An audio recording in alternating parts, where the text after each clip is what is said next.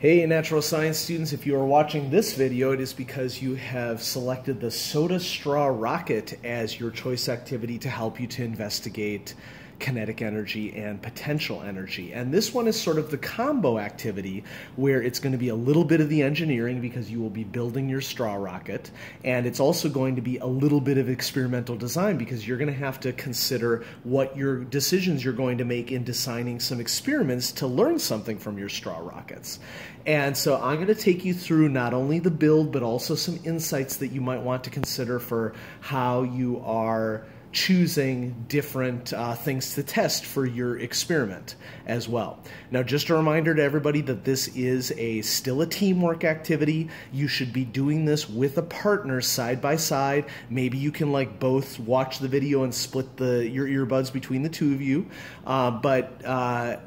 If you get done with some aspect of your straw rocket before your partner does, think about ways that you might be able to help out your partner. Or if you notice something that you need to pay attention to in building your straw rocket, that's something that you could also give that tip to your partner as well. So everything that you need to build to start the build is on this piece of paper. I have the pink version for this video. I also want to point out that there's also white sheets of paper that contain these pieces as well. And so, whatever you feel like. The straw is going to be red striped with white on it. I'll show you the straw here in a second. But you will get to decide what you want your fin assembly and your nose cone assembly, or I'm sorry, not your nose cone assembly, the body and nose of your rocket to look like. And so this is what the straw is going to look like. All the materials are in the back of the room, and this is purposely a bendy straw. I'll show you how this works in a little bit if you don't remember from large group. Step one's pretty easy. Step one, you're going to cut out these three pieces. And I want to start by emphasizing to you that this is three pieces. I understand that there are some lines that go straight down right here. You are cutting along the outside of these two shapes in order to make your fin assembly. And so I'm just going to go ahead and do my cutting. I'll sing a little song while I'm doing my cutting. This is the cutting of the paper song, and I'm making it up as I go along because I don't have any lyrics to go with this. And some people like to sing silly songs while they're cutting the paper out. Now, the piece that I'm cutting out right now is going to form the body of the rocket.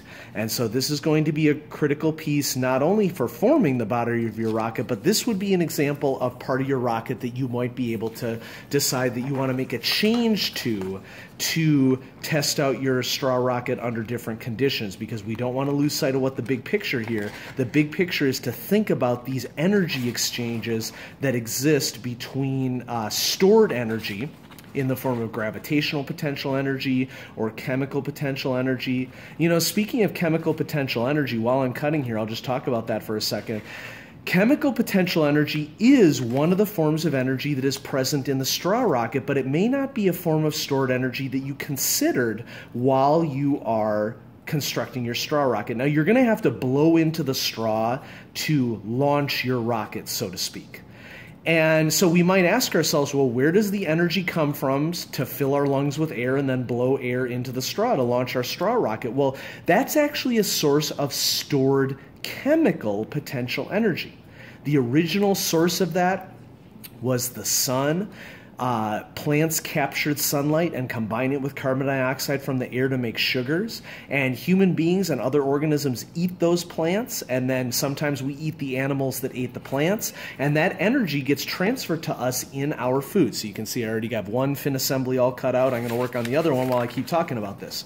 So the reason why launching your straw rocket is depending upon chemical potential energy is because you are storing energy from the food that you eat, and then you are converting that energy from the food that you ate into the energy molecule ATP through cellular respiration. If you've already taken biology before taking natural science, sorry about the bell there, you'll know what I'm talking about there. And so when you blow into the straw for this straw rocket launch, what's happening is you are taking that energy stored in the molecule ATP and you are releasing that energy to contract your diaphragm, allowing you to expel air from your lungs through your mouth, and then that is a force that you're applying from the air in your lungs to the air inside the straw of the rocket.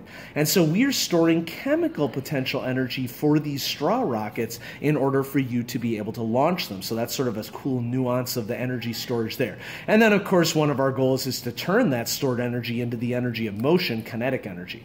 So I have cut out my 2 fin assemblies. I've cut out my body tube. The next step that you're going to want to take will require you to have a pencil. And it should be a sharpened pencil. You can use things other than the pencil. You can use your straw if it's available. Pencil works really well because the pencil is a sturdy structure for you to use. And what you're going to do is you're going to take this long piece of paper, whether it's pink or white for you, and you're going to roll it around the straw. And you want to try to get it so that there aren't any creases or anything. The other thing that you're going to need for this activity is tape, and tape is available back where all your materials are for your straw rocket. And so what I've done here is I've wound this piece of paper around my pencil and trying to make sure that everything is as straight as possible and secured as possible. You want to try to get it to be as tight of a wrap as you possibly can. You're going to take some tape and you're going to tape. You can go either long ways or short ways. It doesn't really matter. You're going to tape this so that it forms the body tube of your rocket. And you don't want to put tape right at the ends because that's going to be a possibility of us forming a starting nose cone for your rocket. We're going to sort of do a control with this to make sure that we have a baseline, just like in any good scientific experiment. And then you're going to have the opportunity to modify your rocket or some aspect of your launch to understand what's going on. So with everything all wrapped around and taped down, you know, it may be useful for you to leave this inside your pencil just so that you have a little bit of control over it and you don't crush it. Now what you're going to do is you're going to tape your fin assemblies to the body of your rocket. Excuse me. And I have some tips for you on how best to do this. Here's what I'm going to recommend. You're going to need a little piece of tape to tape the top part of your fin down. So I'm going to set this on my pencil. We don't want anything overlapping here, okay, at the end. Or I'm sorry, we do want it overlapping. You don't want your fins to extend out beyond the barrel of your rocket. So what I'm going to do is I'm going to start making sure this is straight as possible along the long axis of the rocket. I'm going to tape down the top of my fin assembly, okay? And then, in order to get this little bit right here so that we don't have any tape hanging off the end, what I find is best is if you get your little piece of tape, but then take your tape and rip it in half. And you're going to want to save one of these halves, so I'm just going to set this to the side like on the edge of my desk. And then you have a skinnier piece of tape that you can tape down here. And you got to sort of navigate it in there and get it wedged in there. If you have a little bit of tape hanging off the end, you can just cut it off. That's fine, but you're going to then tape the bottom of it down as well. And that's going to serve as the first fin assembly for your rocket. Now, next step is you're just going to turn it right over, and you're going to do the same thing with your other fin assembly, but it should be directly opposite of the other fin assembly. So I'm going to get a little piece of tape. Once again, we want to try to make sure that everything is straight and in line. The straw rockets do require you to be a little bit dexterous.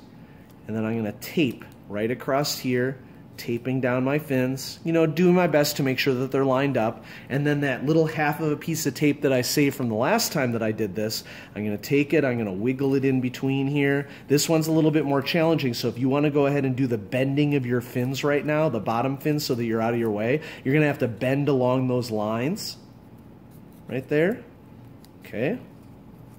And so you're going to slip this little piece of tape in here and try to get it to tape down right on top of there. Now mine has a little bit of overlap here, and so what I'm probably going to end up doing a little later on is maybe going back with the scissors here and cutting off the tape that is hanging over the edge, because we want that to move slowly. And so it may be difficult to see on the video, but I have a tiny little bit of tape overhanging.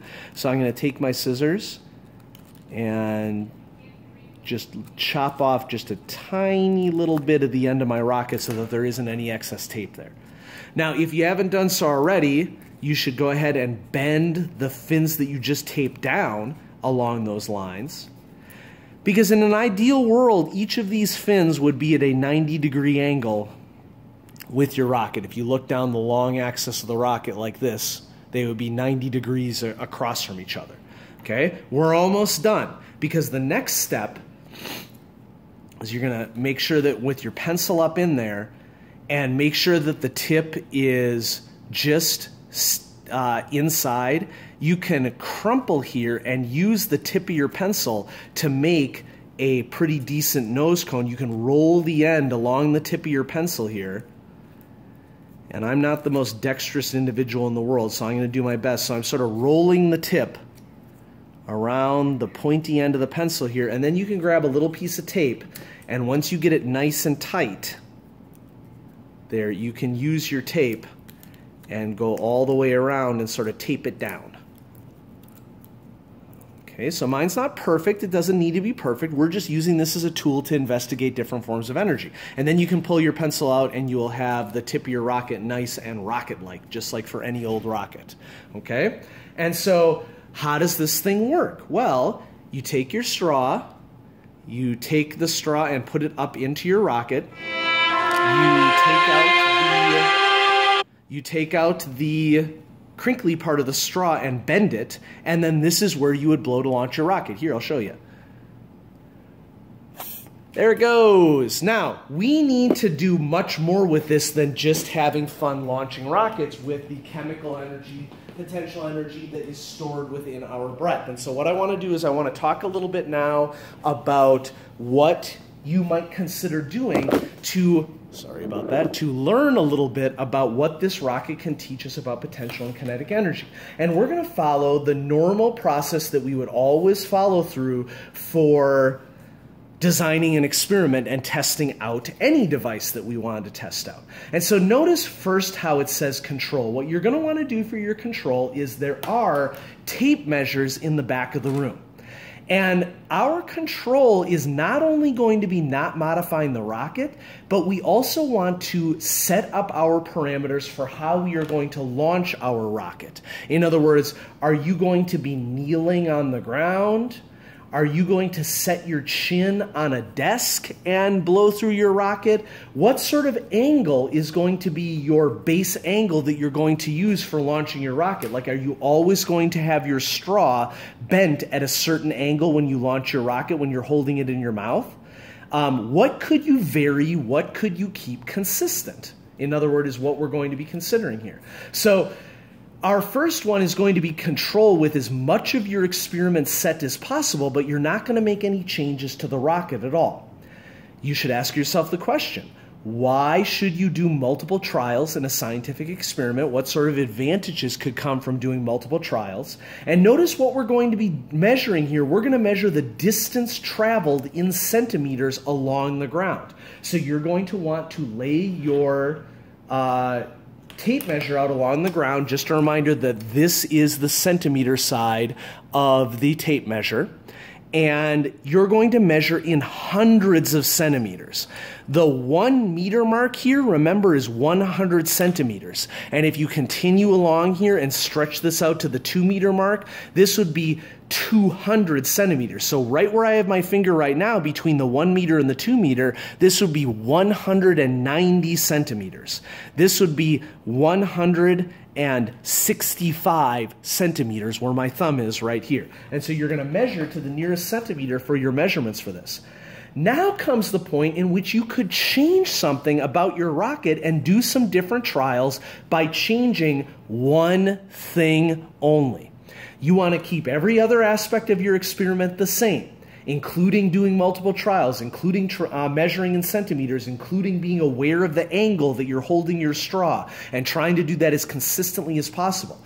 After each trial, you can write some notes down about what it tells you about the straw rocket and what's happening with converting that stored energy into mechanical energy.